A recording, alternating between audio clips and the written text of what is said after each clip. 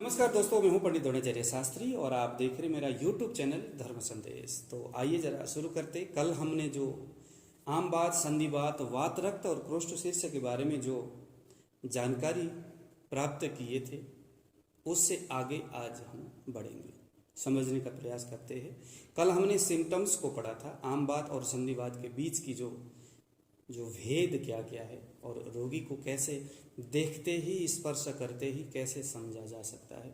आपने ज़रूर उसको नोट किया होगा। अगर नहीं तो आप जाकर के उस वीडियो को पहले आप देखिएगा। पहले सिम्टम्स को समझ लेते, उसके बाद फिर आपको आज का यह वीडियो ये उसके ट्रीटमेंट के विषय में है।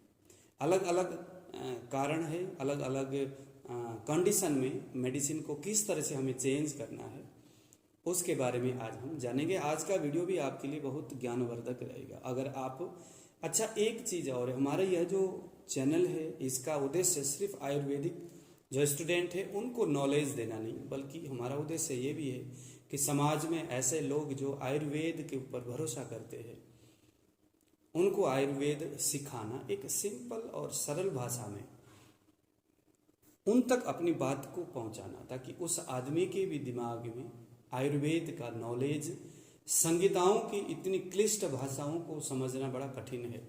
हमने पूरा जीवन लगा दिया। मैं साहित्य से आचार्य हूँ, संस्कृत मैंने बचपन से ही पढ़ा हुआ है, तो मैं आयुर्वेद के इन चरक संहिता, सुश्रुत और अष्टांग हृदय आदि ग्रंथों को बेहतरीन तरीका से मैं पढ़ पाता हूँ।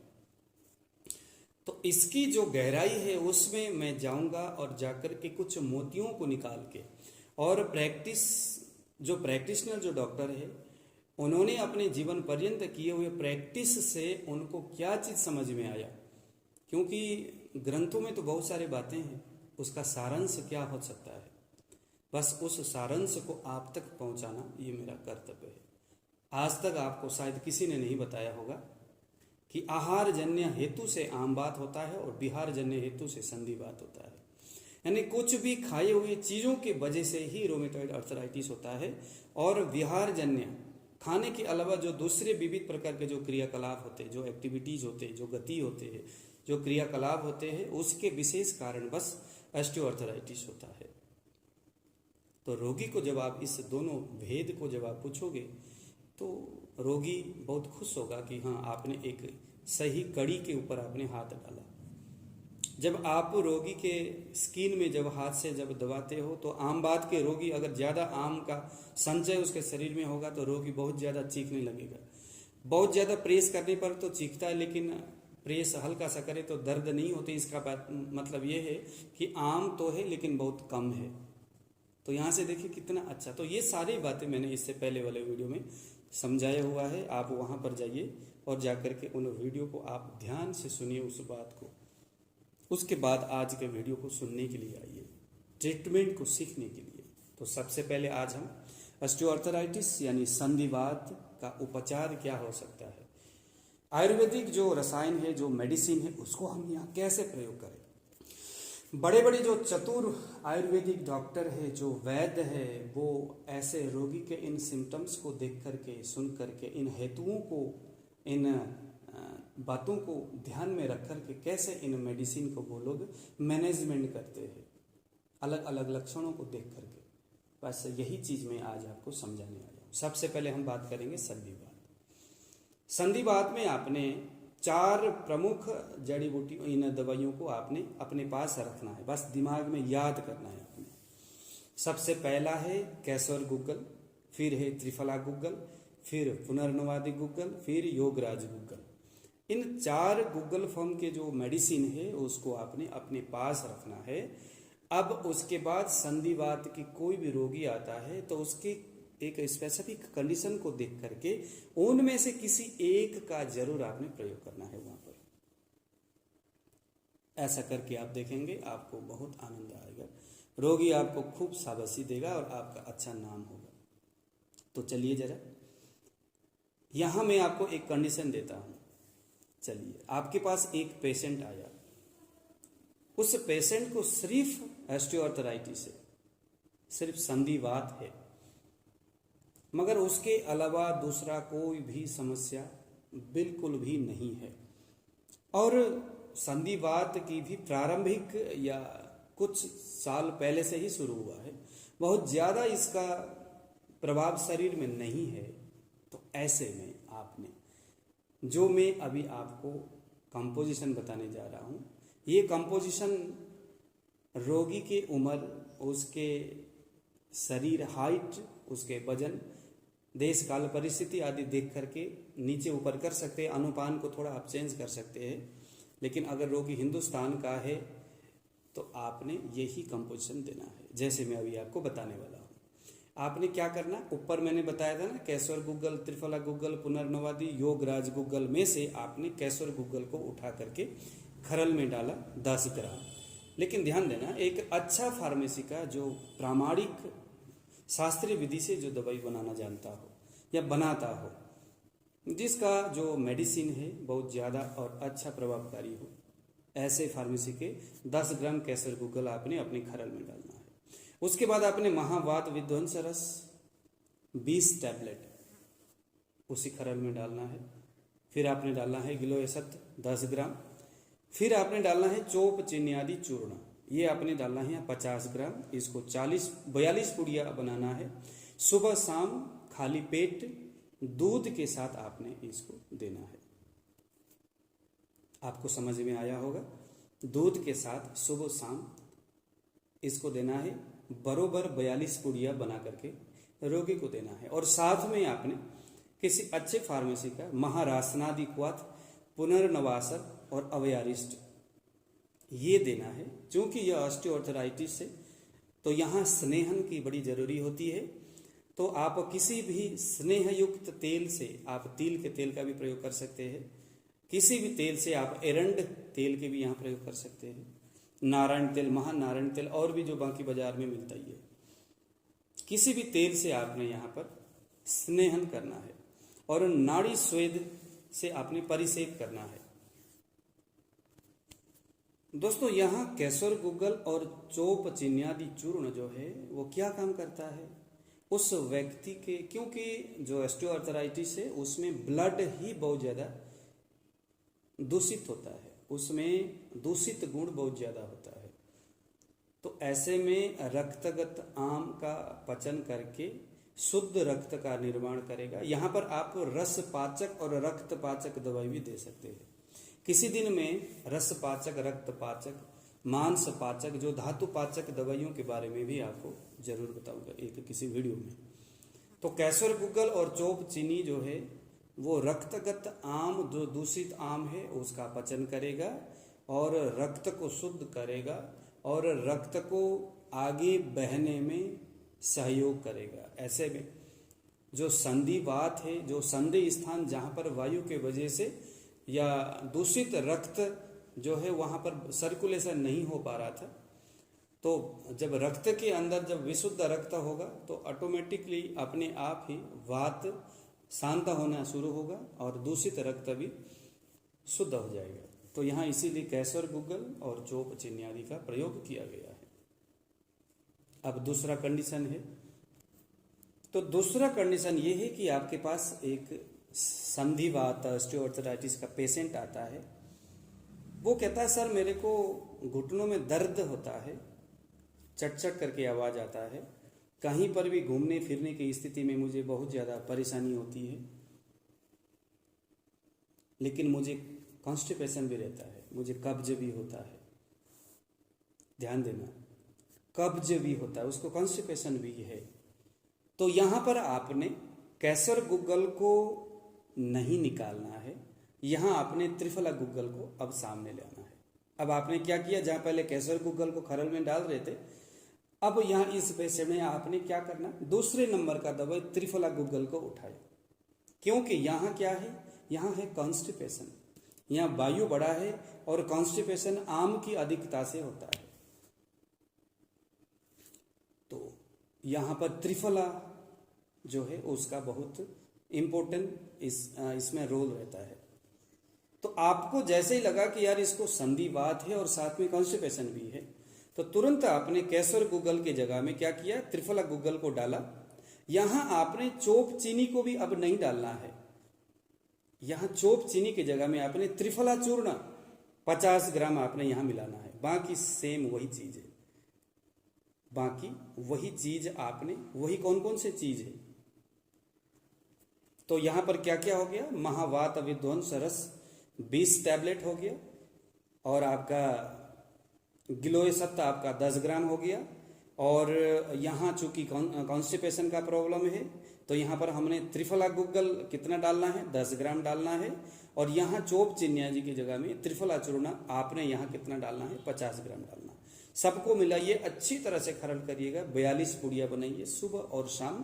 क्योंकि कॉन्स्टिपेशन है तो गर्म जल के साथ, क्योंकि उसकी जो कोष्ठ में विद्यमान जो आम है उसका पचन करना है, अनुलोमन करना है दोषों को। अनुलोमन हो नहीं रहा था, कुछ चिकनाहट हमें वहां पैदा करना है।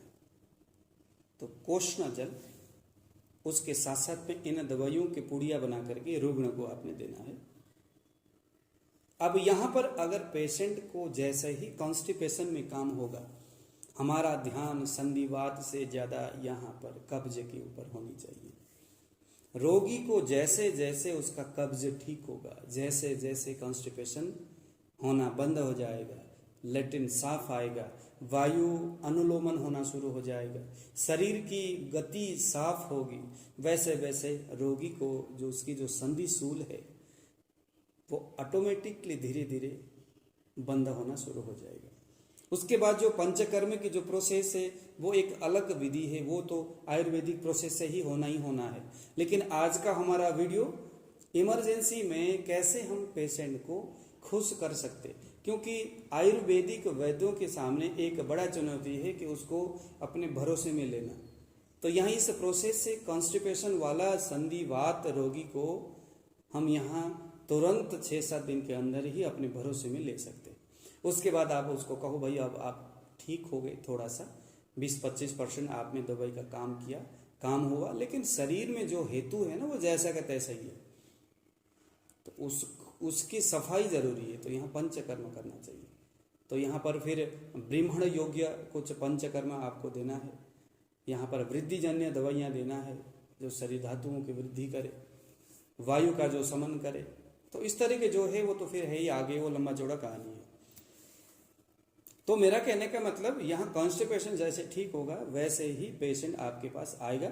उसके साथ साथ में आपने पेशेंट को महारासनादि क्वाथ, पुनर्नवा अरिष्ट और अवयारिष्ट आपने यहाँ पर पेशेंट को देना है। अगर इसके जो है ऑस्टियोआर्थराइटिस में कहीं स्वेलिंग भी होगा तो पुनर्नवारिष्ट अच्छा काम करेगा। अब आया तीसरा कंडीशन। तीसरा कंडीशन में क्या है, आपके पास कोई पेशेंट आया और बहुत लंबे समय के बाद आया, पता ही नहीं, हाँ जी कितने साल हो गया। तो अगला कहता है सर ऐसा है कि मुझे तो यह जो समस्या हुआ 20 साल हो गया। और जब मैंने इससे पहले वीडियो में बताया था ना, संधिवात ऑस्टियोआर्थराइटिस का एक सिम्टम्स क्या था कि उसके हाथ में दोनों, उसके घुटनों में दोनों हाथ रखिए तो लगेगा ऐसा जैसे कि आप किसी रबड़ के ऊपर, किसी बैलून के ऊपर आप हाथ रख रहे हो। इधर से दबाया तो हवा जो है दूसरी ओर शिफ्ट हो जाएगा, इधर से दबाया तो लेफ्ट से दबाया राइट की ओर हवा दौड़ेगा, और राइट में दबाया तो लेफ्ट की ओर हवा दौड़ेगा, वहां पर गति करेगा हवा। लगता बिल्कुल हम बेलन के ऊपर हाथ रख रहे, गुदगुदी टाइप का ना, जैसे उस टाइप का, जैसे हम गद्दे के ऊपर हाथ रख रहे। तो अगर ऐसी कंडीशन आपको नजर आता है, अगर इसे हम वातपूर्ण द्रुतिवात बोलते हैं, तो अगर ऐसी द्रुतिवात है तो यहाँ पर आपने क्या करना है, न कैसर गुग्गल न त्रिफला गुग्गल, क्योंकि यहाँ स्वेलिंग है। तो पुनर्नवादे गुग्गल आप जानते हो अच्छा काम करेगा। तो तुरंत आपने कैसर और त्रिफला को छोड़ करके पुनर्नवादे गुग्गल आपने लिया, और उसके बाद यहाँ पर चोप चीनी की जगह में त्रिफला 50 ग्राम आपने लेना है। उसके बाद तो बाकी के जो महावात विध्वंस रस 20 टैबलेट और आपका गिलोय सत्त 10 टैबलेट 10 ग्राम, ये तो है ही बस।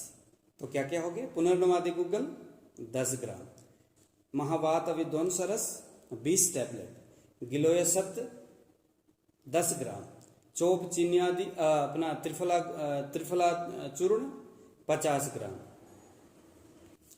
तो इस तरह से बढ़िया सा आप इसको अच्छी तरह से खरल करिएगा 42 पुड़िया बना करके। रोगी को सुबह और शाम आपने खाने के लिए देना है पानी के साथ। उसके बाद आपने रोगी को महारासनादिक्वाथ और पुनर्नवारिष्ट ये दोनों देना है, लेकिन यहाँ पर आपने अवयारिष्ट नहीं देना है। और यहाँ साथ में स्नेहन, स्वेदन और परिसेक ये बड़ी जरूरी है।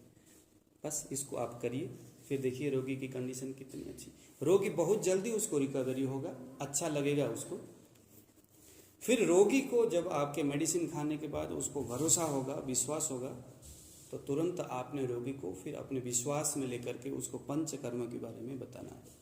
एक चीज जरूर ध्यान देना, उसके बगैर, पंचकर्म के बगैर दीपन, पाचन और उसके साथ साथ इसकी जो विविध प्रकार के जो ट्रीटमेंट्स है उसके बगैर कभी भी हम कल्पना नहीं कर सकते। तो ये दवाई तो इमरजेंसी के स्थिति में हम रोगी को देंगे, जरूर ठीक होगा। आपके ऊपर भरोसा होगा रोगी का। ये मेडिसिन आप लंबे समय तक देंगे तो उसको कभी नहीं होगा, लेकिन हमारा एक वैद्यों का, एक डॉक्टर का एक फर्ज बनता है कि कुछ ऐसा व्यवस्था करे कि रोगी रोग से भी मुक्त हो और वैद्य और डॉक्टर से भी मुक्त हो। रोग से मुक्त तो हो गया, लेकिन डॉक्टरों के ही चक्कर हमेशा काटना पड़ता है। डायबिटीज तो नहीं है सर, वो अभी कंट्रोल में हो गया, लेकिन डॉक्टर के पास हर 3 महीने में जाना पड़ता है। या तो रोग को पालो या डॉक्टर को पालो, बात तो एक ही है।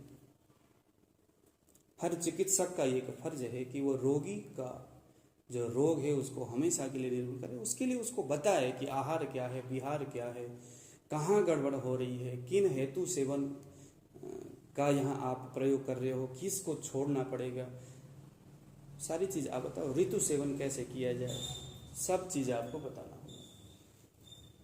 और यही एक लंबे आरोग्य जीवन जीने का एक बेहतरीन तरीका है। तो आपको मैंने यहाँ 3 कंडीशन बताया। अब आते हैं जरा चौथे कंडीशन में। दोस्तों, आप जानते हो संधिवात अक्सर अधिक उम्र के लोगों को होता है। ज़्यादातर जो वृद्ध अवस्था में रस धातु की क्षय होने की वजह से, ज़्यादातर जिसे हम डीजेनरेटिक चेंजिंग बोलते हैं, तो उसी के वजह से भी पांडु के लक्षण दिखते हुए संधिशूल होता है। रक्त अल्पता, अगर ऐसा हेतु आपके सामने दिखता है, कोई रोगी आपको दिखता है और आपके पास आ गया, तो आपने क्या करना है? कैसर गूगल, त्रिफला गूगल, पुनर्नवादिक गूगल को करो। अभी दूर में अब लेके आओ योगराज गूगल को, जो सबसे मजबूत और सबसे वृद्धों के लिए बड़ा कारगर और सहायक दवाई है।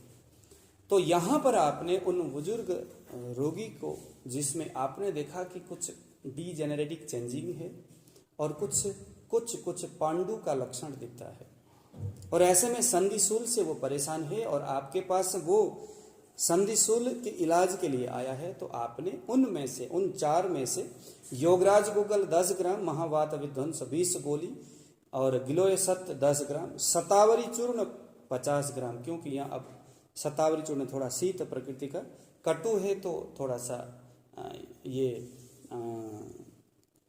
इंसान के शरीर में थोड़ा ताकत भी देगा, क्योंकि बुजुर्ग अवस्था में ये जरूरी होता है। तो यहाँ शतावरी चूर्ण डाला गया।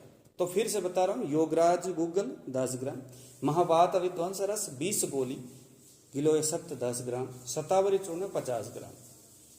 सबको अच्छी तरह से खरल करिए, 42 पुड़िया बना लीजिए। सुबह और शाम, सुबह शाम दूध के साथ देना है। लेकिन यहाँ और भी, क्योंकि वृद्धावस्था है, और भी चीज़ें हैं या नहीं है दूध के साथ देने के लिए, जैसे उसको डायबिटीज है या नहीं है, उसका पाचन कैसा है, क्या वो दूध पचाने में सामर्थ्य रखता है या नहीं, इन सारी चीज़ों को आपने यहाँ पर ध्यान से देखना है। तो अभी जो मैंने 4 जड़ी बूटी, 4 जो रसायन जो गूगल फॉर्म में जो है आपको जो बताया, ये आपने वात प्रदान संधिवात में ही प्रयोग करना है। करके आप देखो, रोगी को भी अच्छा लगेगा और आपका भी अच्छा नाम होगा। अब हम सीखेंगे आम बात के लिए। तो रूमेटॉइड अर्थराइटिस का ये आपका पहला हेतु, या हम कह सकते हैं कि यदि आपके सामने कोई पेशेंट आया इससे पहले जो वीडियो मैंने आपको बताया था वहाँ से नोट करके आपने रोगी को पूछा और हेतु और संप्राप्ति सारी चीज़ आपको कन्फर्म हो गया कि बंदा आम बात का रोगी है। इसको हमने चिकित्सा आम बात का देना है। अच्छा, आपने ना अग्नि कर्म विद्ध कर्म भी आपने सुने होंगे, ये भी अष्टांग हृदय का एक हिस्सा है। तो उसमें जो अग्नि कर्म है वो आम बात के रोगियों के लिए किया जाना चाहिए। अब आप कर सकते हो नहीं कर सकते, जानते हो नहीं जानते हो, ये आपकी बात है। चलिए, पहला हेतु आम बात का लेते हैं। आपके पास एक रोगी आया जो आम बात, आपने उसका हेतु निकाला, उसके रोग का नाम आपने आम बात दिया। आपने देखा कि ज्वर युक्त आम बात है, इसको बुखार ज़्यादातर होता रहता है, यानी कि इसके शरीर में, और आपने थोड़ा सा प्रेस किया उसको दर्द होने लग गया, यानी कि आम बहुत ज़्यादा है शरीर में। अब क्या करो, रासनादि गुग्गल 10 ग्राम नोट कर लीजिए, आम बातारी रस 10 ग्राम, गिलोयसत 10 ग्राम, सौंठ का चूर्ण 50 ग्राम, बस इनको मिक्स कीजिए, अच्छी तरह से खरल करो। खरल यहाँ बढ़िया होनी चाहिए, बहुत ज़्यादा अच्छी तरह से खरल करके आपने बरोबर 42 पुड़िया बनाना है और गरम गरम पानी में सुबह और शाम खाना खाने से पहले एक एक पुड़िया देना है। उसके साथ महारासनादि क्वाथ और गिलोय सत्व या अमृतारिष्ट भी 4-4 चम्मच रोगी को आपने देना है। यहाँ पर रुक्ष स्वेद काम में आएगा। स्नेहन यानी कि तेल से मसाज नहीं करना, हमने कल इसके ऊपर खुल के बात किया है। इसके साथ साथ में अगर रोगी को किसी एक हिस्से में, जो त्रिक संधि वाली जो हिस्सा जैसे कल हमने बात किए थे, वहाँ दर्द होता है, तो यहाँ पर आप सौंठ का लेप लगा सकते हैं। कैसे लगाए, सौंठ लेना है, बांस के पत्ते बरोबर, दोनों का पेस्ट बनाना है। थोड़ी देर तक पेस्ट को रखे, उसमें आपने 1 चम्मच देसी गाय का घी डालना है। अच्छी तरह से मिक्स करके जहाँ उसको ज़्यादा दर्द होता है उस जगह में उसको पेस्ट को लगा करके पट्टी बांध देना। बाद में फिर आपने वहाँ पर रुक्ष स्वेद करना है। तो यह जो प्रयोग है आम बात के रोगियों के, अगर घुटनों में दर्द होता है या शरीर के किसी भी हिस्से में ज़्यादा भयानक कष्ट, अगर उसको यहाँ पर वृश्चिक दंशवत वेदना बताया है, अगर ऐसी वेदना कहीं होती है तो बेहतर काम करेगा। अब दूसरा कंडीशन, रोगी को जो बुखार आया था वहाँ तो हमने रासनादि गुगर दिया, लेकिन उसके बाद रोगी को बुखार खत्म हो गया। अब बुखार तो नहीं है, लेकिन आम बात तो चूंकि है ही, जब तक आम है तब तक वात है, वात उससे दूषित होगा और आम बात होगा। लेकिन पहले बुखार था तो कुछ अच्छे आयुर्वेदिक दवाई को, जो गूगल फॉर्म के मेडिसिन है, जो रसायन है, आप वहाँ दे नहीं सकते थे। उन ऊपर के दवाइयों से उसका ज्वर शांत होगा, और ज्वर से, या आप जानते हो रासनादि गुग्गल जो है वो दर्द में बेहतर काम करता है। आम बातारी उस आम को पचन करने का काम करता है। गिलोय सत्व ये एक तरह का रसायन है। सौंठ ये मधुर पाकी जरूर है, लेकिन मधुर विपाकी जरूर है, लेकिन कटु पाकी है। तो ये क्या करेगा, पित्त को ये बढ़ाएगा और बढ़ा करके उस आम को पचन करेगा, ज्वर को शमन करेगा। लेकिन इन प्रोसेस से उस रोगी का ज्वर हो गया शमन। अब क्या दिया जाए, क्योंकि रोगी को तो आपने बुलाना है। रोगी को न केवल ज्वर बल्कि आम से भी तो उसको राहत देना है ना, आम बात से, रिमेटॉइड अर्थराइटिस से। तो यहाँ अब आप नोट कर लो, यदि रोगी का ज्वर नहीं है तो यह योग देना है। 1 नंबर में आया सिंगनाद गुग्गल 10 ग्राम, दूसरे नंबर में आया महावात विध्वंस रस 20 टैबलेट, तीसरे में आया गिलोय सत्व 10 ग्राम, चौथे में आया सौंठ का चूर्ण 50 ग्राम। इसको आपने अच्छी तरह से खरल करना है। ध्यान देना, खरल बढ़िया होनी चाहिए। बहुत देर तक घोटते घोटते घोटते जब लगा कि बिल्कुल भी बारीक एक जान हो गया, सभी मिक्स हो गए अच्छी तरह से, आप इसको बरोबर 42 पुड़िया बना लो। सुबह और शाम खाना खाने से पहले उष्ण जल, कोष्ण जल, बहुत ज़्यादा गर्म भी नहीं, ठंडा भी नहीं, हल्का गर्म होनी चाहिए। ऐसे जल के साथ आपने रोगी को देना है खाना खाने से पहले। और साथ में महारासनादि क्वाथ, क्योंकि दर्द होता है, पुनर्नवासव आपने यहाँ पर देना है। शुंठी का लेप और रुक्ष श्वेत आप यहाँ कर सकते हैं। आप जो है ना रोगी को सौंठ सिद्ध क्वाथ और एरंड का तेल मिला करके आप रोगी को रोज दे सकते हैं। अगर इसको लेने में असमर्थ हो तो बताया करते हैं गुरुजन कि इस सौंठ और एरंड के तेल को आटा में मिला करके मिक्स कर लो और उसके आटा गूंथ करके रोटी बना करके रोगी को दे दो, तो रोटी के माध्यम से यह दवाई उसके शरीर में जाएगा, दीपन पाचन करेगा। और एरंड जो है वो अनुलोमक है, तो पेट को भी साफ करेगा। अब एक कंडीशन आपके पास इस तरह के रोगी ज़्यादातर आते हैं, क्योंकि बहुत सारे जो पेशेंट है पहले तो खुद से ही पंगे लेंगे, इधर उधर से फार्मूला चेक करेंगे, देखेंगे भाई ये गर्म चीज़ है, चलो आम बात में पेन किलर खाते रहेंगे। और जीर्णानुबंधी होने के बाद कई दिन हो गया बुखार नहीं उतरता, इतना बुखार उसके शरीर में आ गया, आम इतना ज़्यादा भर गया।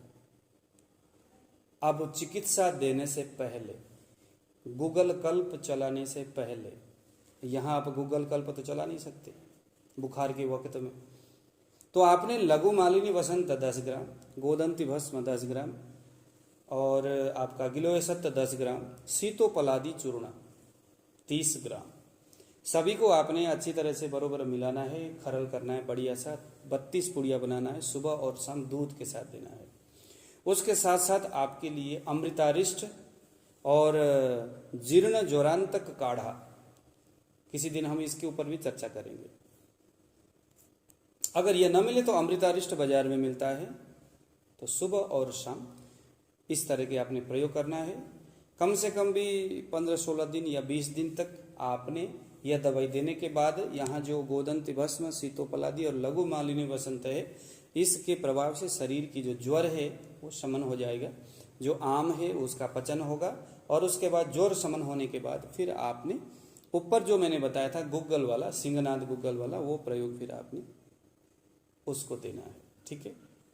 लेकिन ये ध्यान देना, जीर्णानुबंधी बहुत साल हो गया समस्या होते हुए, कई सारे डॉक्टर और हकीम वैद्यों के चक्कर काटे, एलोपैथिक के पता नहीं कितने सारे पेन किलर खा लिया होगा, उसके बाद जब कहीं से कुछ न लगा तो वो फिर आपके पास आया है, बुखार बहुत है उसको। तो ऐसे में लघु मालिनी वसंत का प्रयोग पहले 15-16-20 दिन तक करके फिर उसके बाद।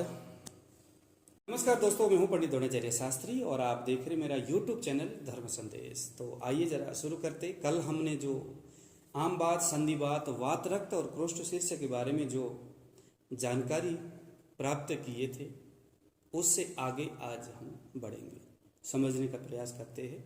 कल हमने सिम्टम्स को पढ़ा था, आम बात और संधिवात के बीच की जो भेद क्या क्या है और रोगी को कैसे देखते ही, स्पर्श करते ही कैसे समझा जा सकता है। आपने जरूर उसको नोट किया होगा, अगर नहीं तो आप जाकर के उस वीडियो को पहले आप देखिएगा। पहले सिम्टम्स को समझ लेते, उसके बाद फिर आपको आज का यह वीडियो ये उसके ट्रीटमेंट के विषय में है।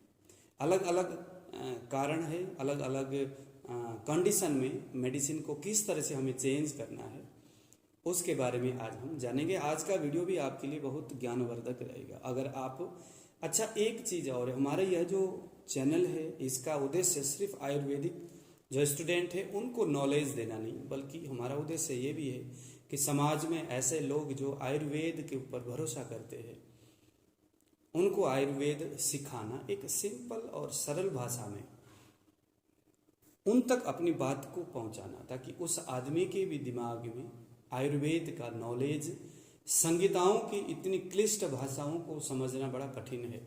हमने पूरा जीवन लगा दिया, मैं साहित्य से आचार्य हूँ, संस्कृत मैंने बचपन से ही पढ़ा हुआ है, तो मैं आयुर्वेद के इन चरक संहिता, सुश्रुत और अष्टांग हृदय आदि ग्रंथों को बेहतरीन तरीका से मैं पढ़ पाता हूँ।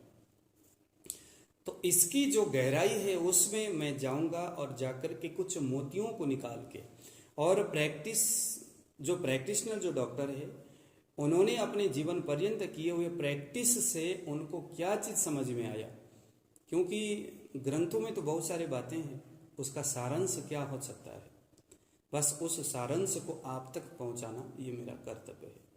आज तक आपको शायद किसी ने नहीं बताया होगा कि आहार जन्य हेतु से आम बात होता है और विहार जन्य हेतु से संधि बात होता है। यानी कुछ भी खाए हुए चीज़ों की वजह से ही रोमेटॉइड अर्थराइटिस होता है, और विहार जन्य खाने के अलावा जो दूसरे विविध प्रकार के जो क्रियाकलाप होते हैं, जो एक्टिविटीज होते हैं, जो गति होते हैं, जो क्रियाकलाप होते हैं, उसके विशेष कारण बस ऑस्टियोआर्थराइटिस होता है। तो रोगी को जब आप इस दोनों भेद को जब आप पूछोगे तो रोगी बहुत खुश होगा कि हाँ, आपने एक सही कड़ी के ऊपर आपने हाथ डाला। जब आप रोगी के स्किन में जब हाथ से जब दबाते हो तो आम बात के रोगी अगर ज़्यादा आम का संचय उसके शरीर में होगा तो रोगी बहुत ज़्यादा चीखने लगेगा।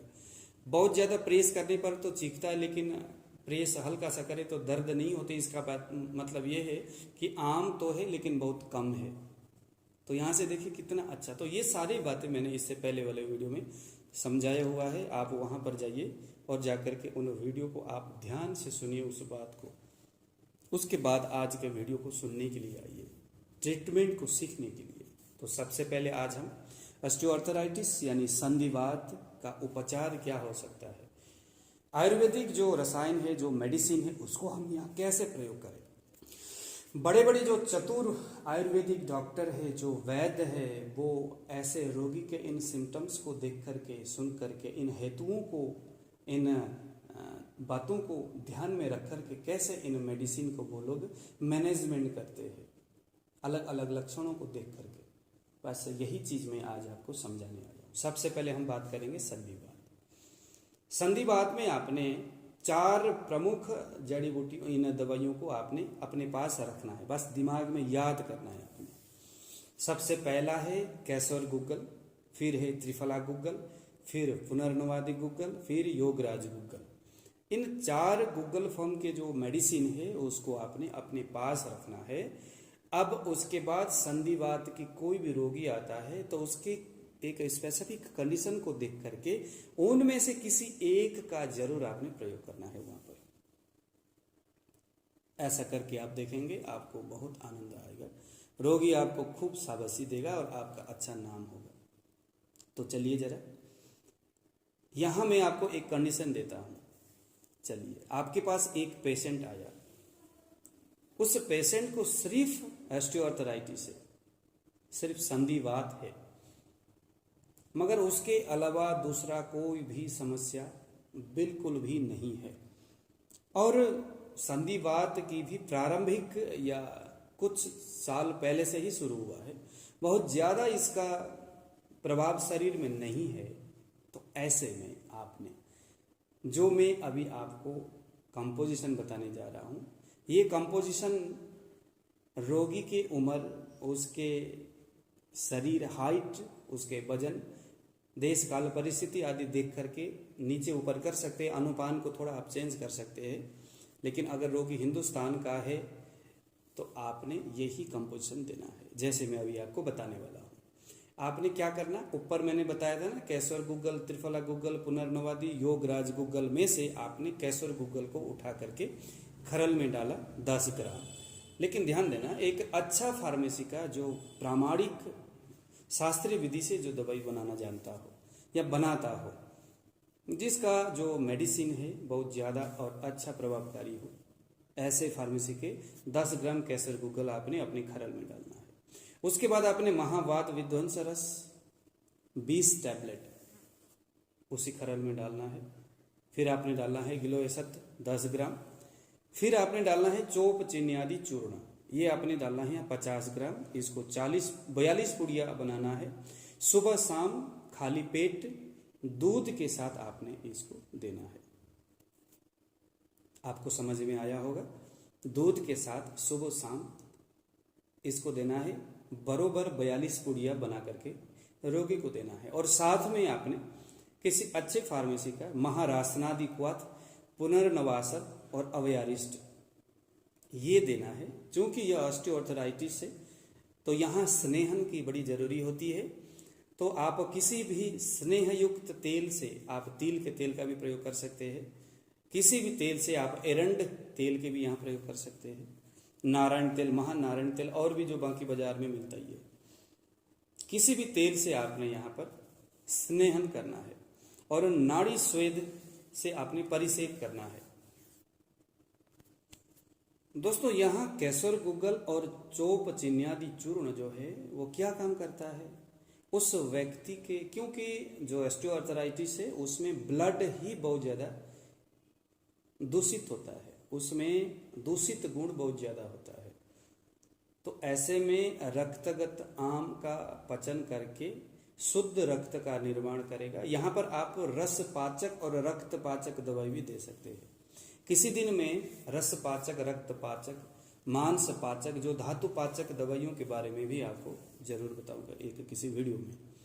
तो केसर गुग्गल और चोप चीनी जो है वो रक्तगत आम, जो दूषित आम है उसका पचन करेगा और रक्त को शुद्ध करेगा और रक्त को आगे बहने में सहयोग करेगा। ऐसे में जो संधिवात है, जो संधि स्थान जहाँ पर वायु के वजह से या दूषित रक्त जो है वहाँ पर सर्कुलेशन नहीं हो पा रहा था, तो जब रक्त के अंदर जब विशुद्ध रक्त होगा तो ऑटोमेटिकली अपने आप ही वात शांत होना शुरू होगा और दूषित रक्त भी शुद्ध हो जाएगा। तो यहाँ इसीलिए केसर गुग्गल और चोप चिन्यादि का प्रयोग किया गया है।